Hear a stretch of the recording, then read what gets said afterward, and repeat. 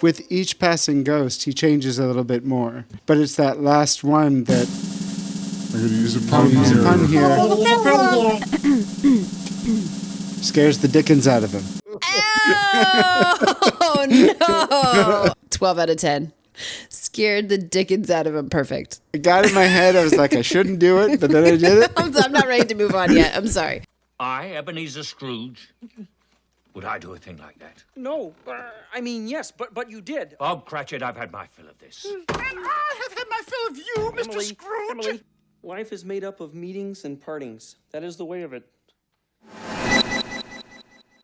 Why'd you bring this to us? I brought it to us because I thought we should do a holiday movie. There's always like a bunch of holiday movies that I watch, specifically a bunch of Christmas movies that I watch. And I'm a sucker for them. I watch It's a Wonderful Life every Christmas Eve. I like watching the ways in which different writers and directors and actors deal with that transformation. As I was listing them off to you, I said this one, and I got very excited. But in a less pretentious way, I love the Muppets. The Muppets are like a fire lit inside of me. Like the Muppet movie, I saw it twice when it came out. I was 9 and I used to watch the Muppet shows.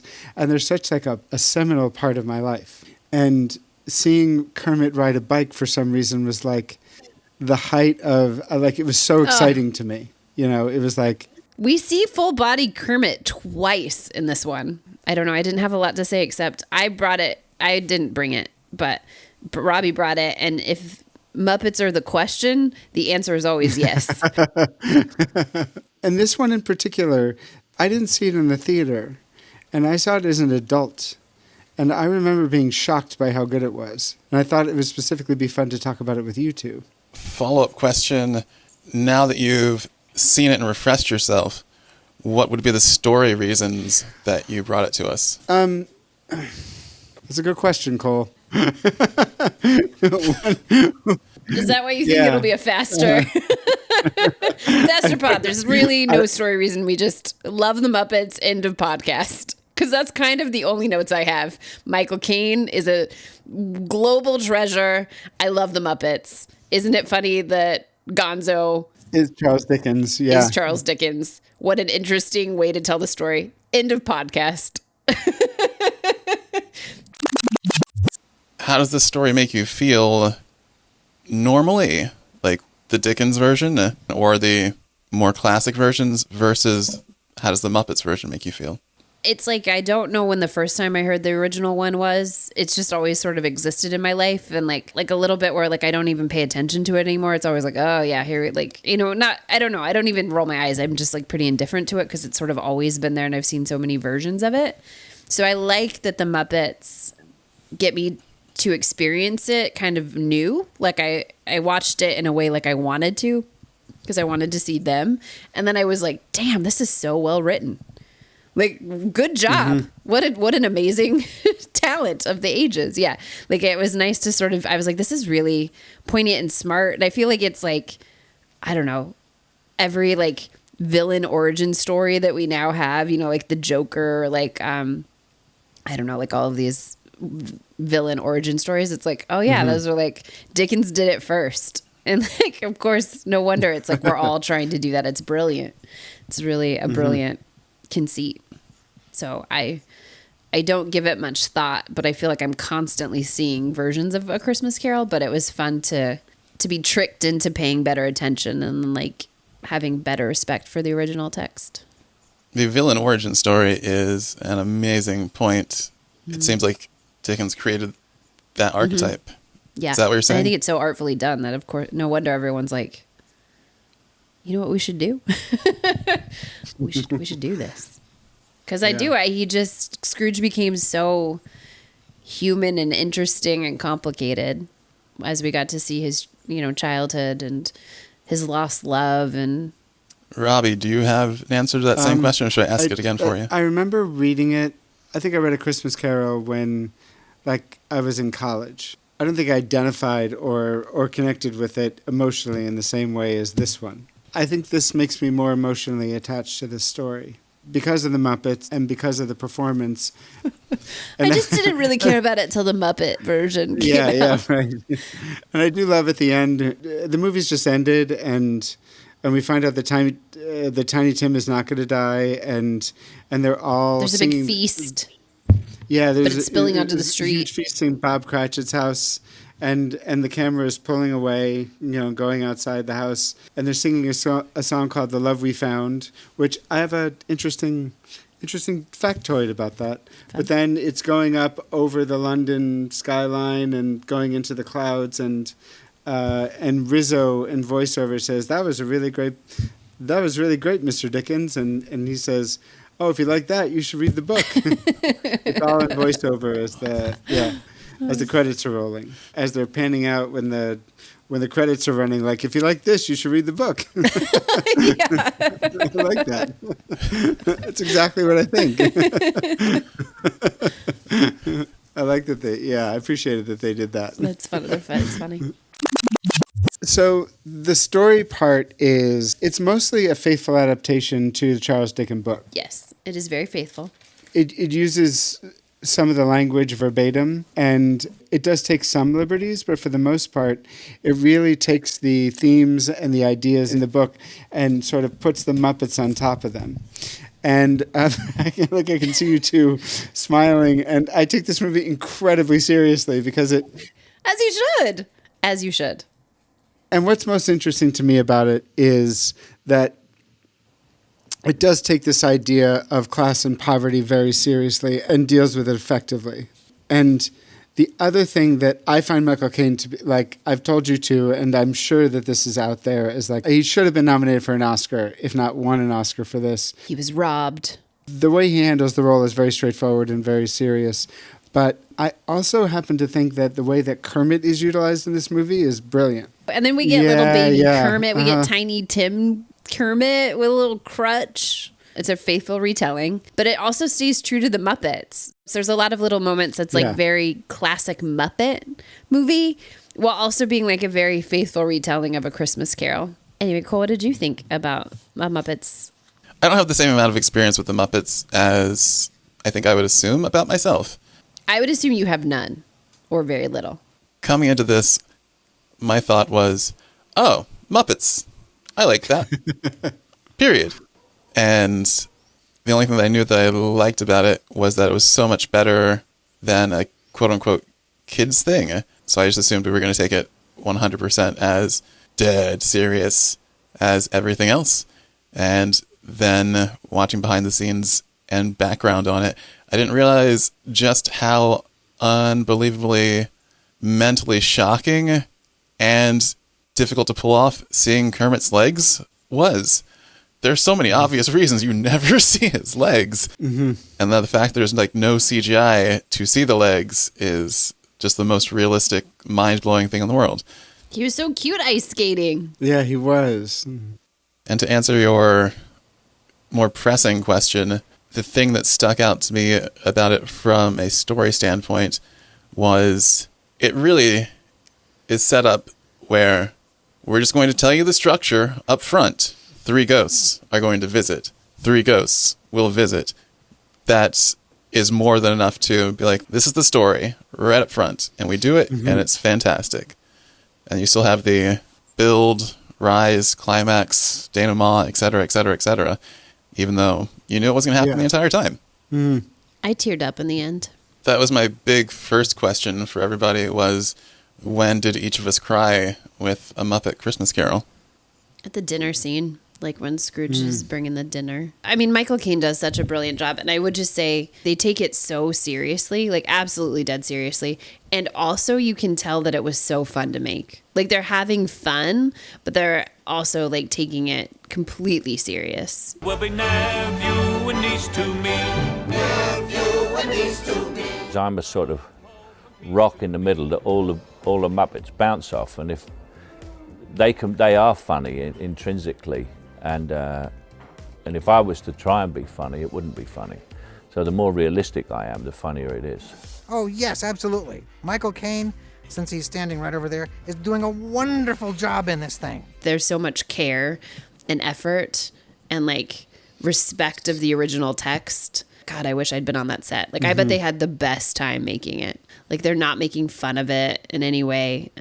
It's just brilliant. I love it. I definitely cried in the end with, like, Tiny Tim being alive. Like, the idea of that, like, little puppet frog dying was too much to handle. Again, I think Michael Caine did such an unbelievable job. And when like, we go see his past, he does such a nice job of, like, feeling all of the emotions and, like, going through this range of feelings. And so watching him be just like a lonely kid, and then watching his reaction to reliving his, like, pain of his childhood and, like, not wanting to deal with it.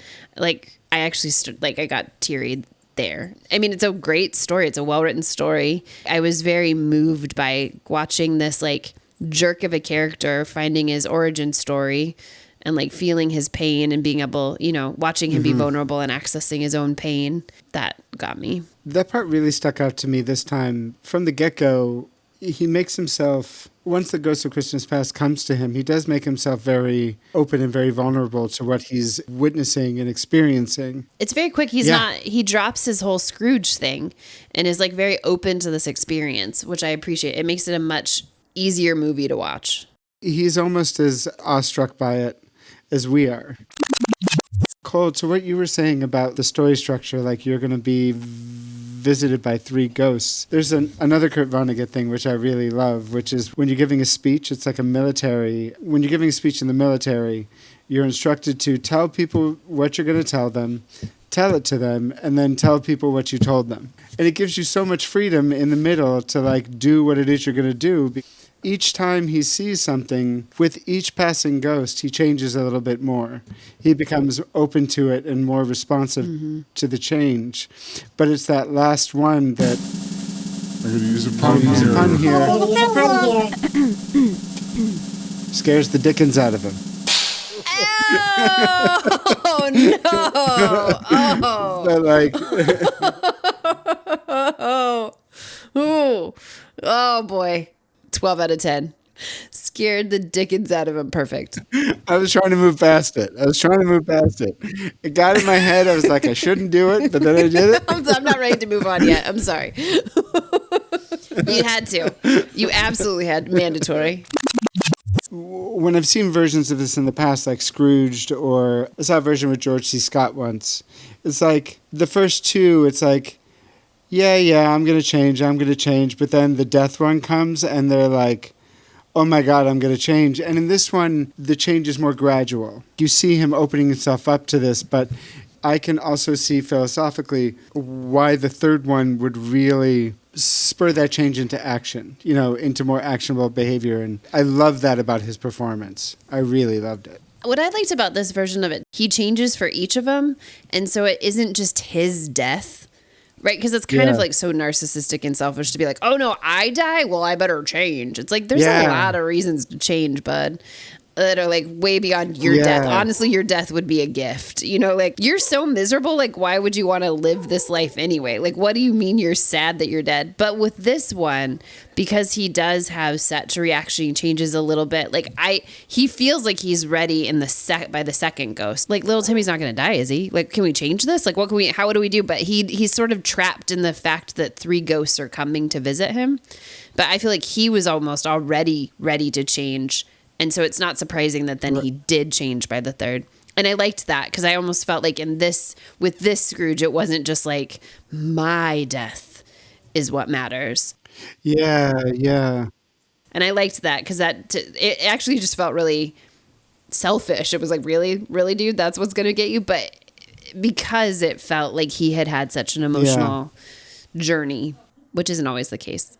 Like, I feel like his death holds the most weight in most versions. Like, to your point, Robby, he doesn't always change at each one. It's sort of like it takes him being confronted with his own mortality for him to shift, which is just sort of like, it's like, has he really changed? But in this one, I really felt, like Michael Caine gave a really nuanced, Emmy-nominated at least performance of, this nuance of, like, he just had feelings and, like, care about other people and started to see, like, that he saw his impact on the world and his ability to change things in a way that I don't always see in versions of this. And as it goes on, there really is this shift toward being more part of the world. That's quite beautiful. Like you said, I have an effect on people, but I'm also not alone in this world. I belong to it.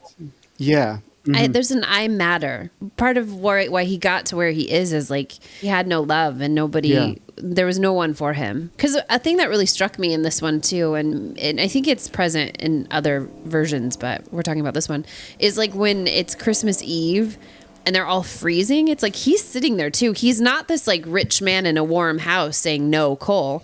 Like he's sitting in a cold, dark place for the same amount of hours. Like that's miserable. I was like, you have all this money, like you could go be warm. But it's like he hates himself so much too that he doesn't see him having his own worth either. Like he's not worth another scoop of coal to stay warm. And they mentioned that about the light, and I liked the line, darkness was cheap and Scrooge liked it. Good. What's the context of that line? Oh, it was that he had just come home and he didn't want to spend any money, and so he sat in darkness. Like his home is just as cold as his office is. It's very sad.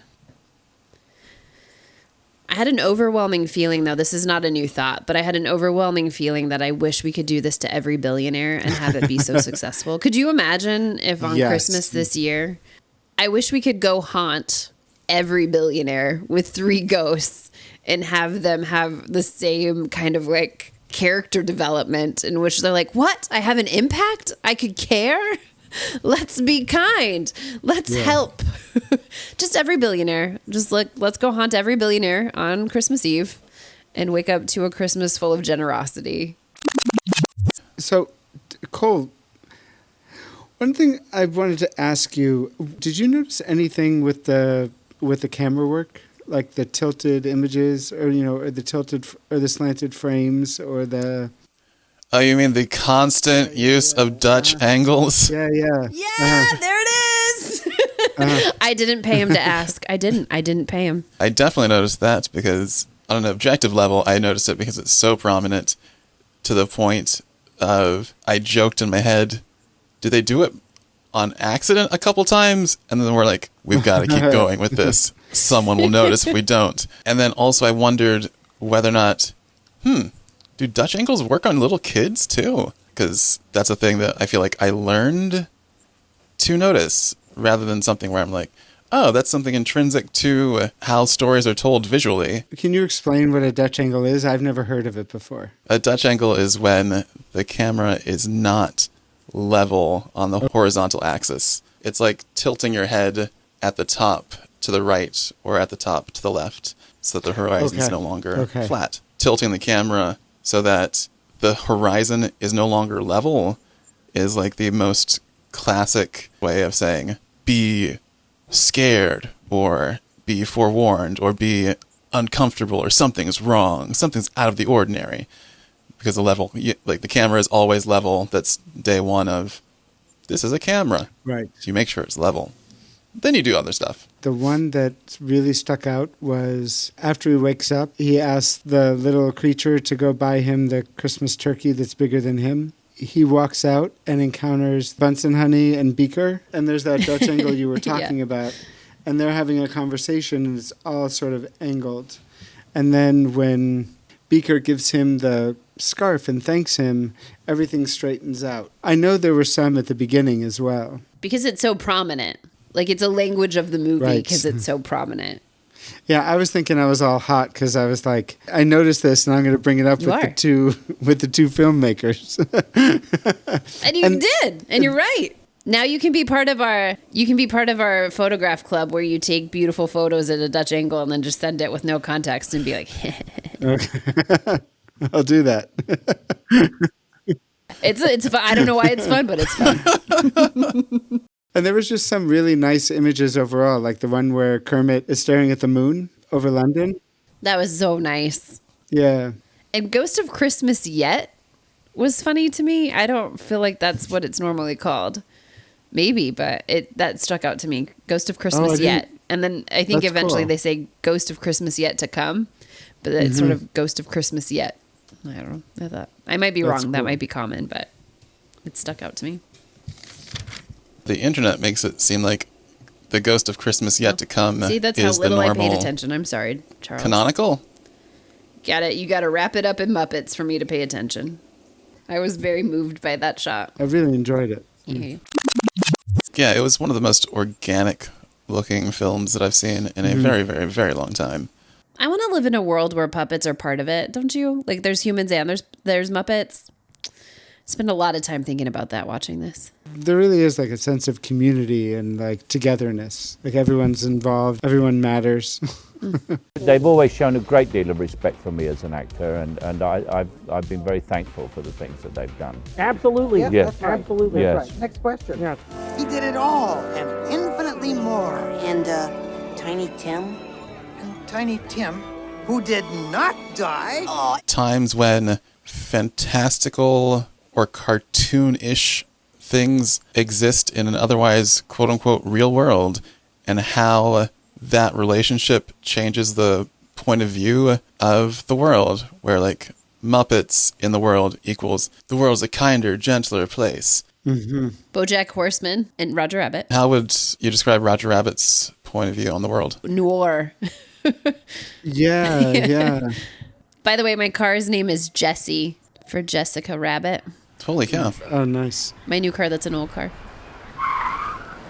Yeah, that's an interesting. That's a good question, because it's like in Roger Rabbit, like how the cartoons behave in the real world, how it's tolerated. The humans are eye rolling or tolerant of the cartoons, of the craziness of the cartoons, but in this one, it's just seamless. You know, it's not like I'm talking to a Muppet. I feel like this about BoJack. I think BoJack gets really dark, but it sort of goes to these dark, it does these dark, interesting things in a way that feels lighthearted and funny because it's a cartoon and there's like animals and there are people. I was really struck by how dark and sad and scary this movie is, so much so that it comments on itself in it more than once about how like, is this for kids and is this too scary? And my memory is that I didn't like this movie. I found it too scary. But again, I was like afraid of everything as a kid when it comes to this stuff. But I did think it was too scary and too sad.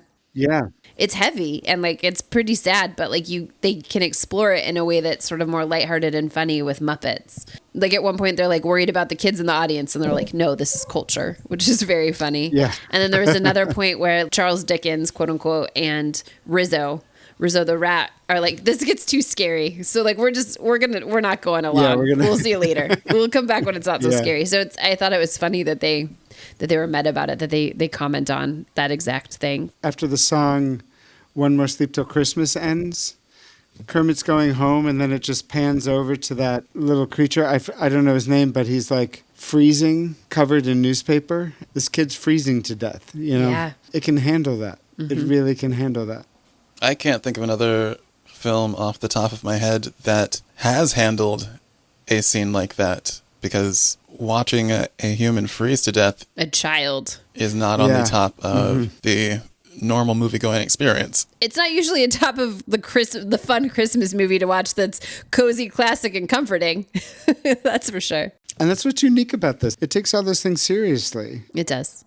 It handles it really well. I agree. And, you know, some might say they get off a little bit easy, but I don't care. The Muppets handled the topic so poignantly.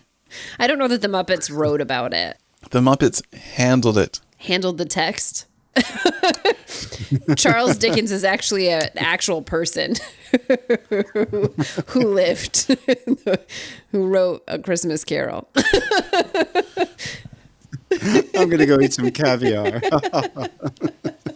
Or You just said that the Muppets wrote about this in such a poignant way. Did you know that was Gonzo playing Charles Dickens, Cole? I feel like maybe I've really ruined something for you with this, but one of my notes was, why does Charles Dickens have that accent? What choice was this? I play the part of Charles Dickens. I'm glad you asked that, because this is the first serious role that I've ever had. And usually, you know, I have to go home from work grubby after jumping into a vat of oatmeal or something like that. But this time I have a dignified job, and please go out and buy tickets. that brings me to my favorite part. Can I tell you what my favorite part was?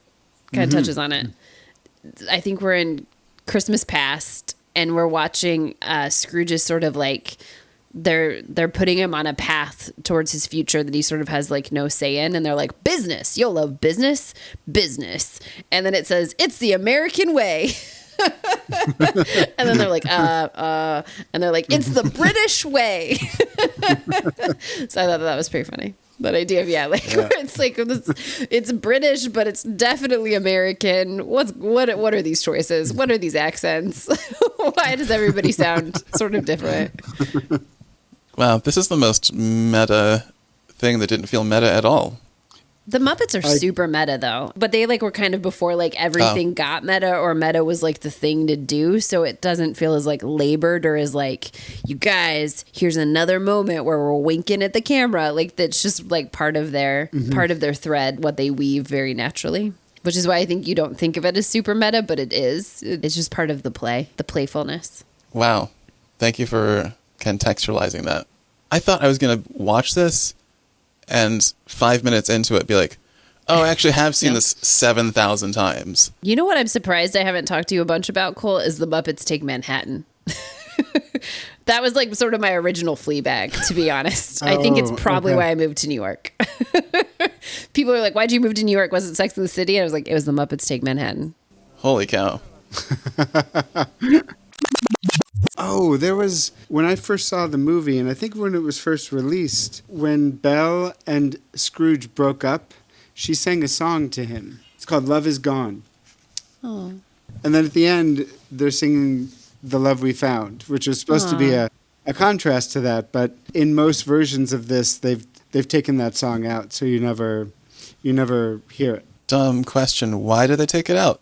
I think they took it out for the made-for-TV version, but they also felt it didn't add anything. Probably pacing and time. Time and pacing. But I don't agree. I think it's like I can see why they might have thought that, because you don't really get to know Belle very much. It just goes from them meeting to them breaking up. You don't totally know, do you? Like, why? Like, I assume it's because he gets too businessy, but I didn't feel like it was clear what happened between them. I think she wanted to get married, and he just kept putting it off and putting off, and she didn't feel like he wanted to anymore.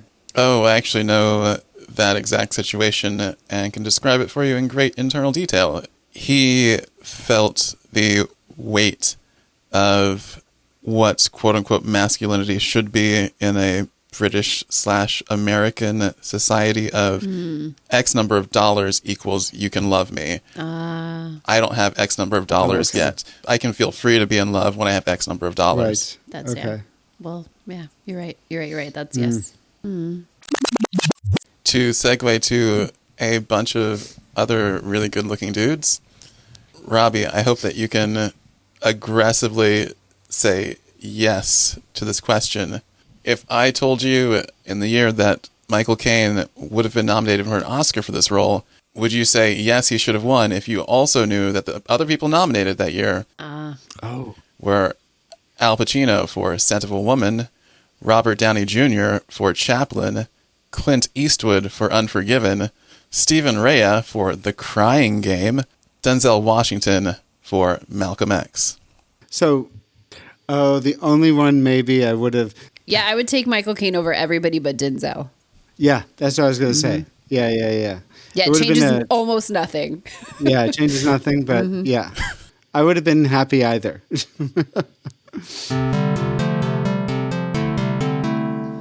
Oh, and question for all of us, for each of us, we should all answer. Unlike when I asked, when did we all cry? And no one asked Cole, when did you cry, Cole? Oh, when did you cry? I cried in the schoolroom. It's a podcast in which we all talk into mics. You know that, right? So, like, at any point, you can just be like, I have things to say. Or did you not know that either? Yeah, but at times when... Oh, I just interrupted you, so maybe it's not that true. All right, actual question then. When was Michael Caine's quote-unquote Oscar-winning moment for each of us? It was receiving the scarf. I loved the way he handled it. I loved the way he was like, he took it in, and his shock and surprise, and just how genuinely touched he was. What was the build-up to that? He'd just come back from the Ghost of Christmas Future, and he was elated to be alive, and he enlisted that kid to buy the turkey, and he came out and he ran into Dr. Bunsen Honey and Beaker. And previously in the movie, they'd asked him for money for charity, and he kicked them out of his office. And so when he ran into him on the street, he said, I owe you a lot of money, and this is how much I'm going to give you, and there's a lot of back payments, and they are like shocked by how much they're going to give him. And Dr. Bunsen Honey says, I wish there was something we could give you. And Beaker just kind of adorable Beaker moment. Feels that he takes off this red scarf and just hands it to him, and Scrooge is just shocked that someone has given him something. And we now know that he's like never been given gifts. He's never been cared for. And when he and his hands are shaking a little bit, and he's wrapping it around himself, and he's like, thank you so, like, it's genuine, and it definitely rides off of what came before it. It's like that's it. Yeah. I was really amazed at Michael Caine's ability to truly like respond to the moment. Like, it's very like believe Meisner, right? Where you like really, it's like you respond to exactly what is being given to you, and you let that affect you in real time. And he's doing that with Muppets. Yeah. He's really like responding to each moment and letting it change him and affect him. Like, and you can see it so subtly but clearly on his face. I mean, I think the whole movie for me is what would win it. Just this idea that he would take it so seriously, even though it's a Muppet movie. He just treated this Muppets movie as Shakespeare. He took it dead serious, and I think the movie is so good for it.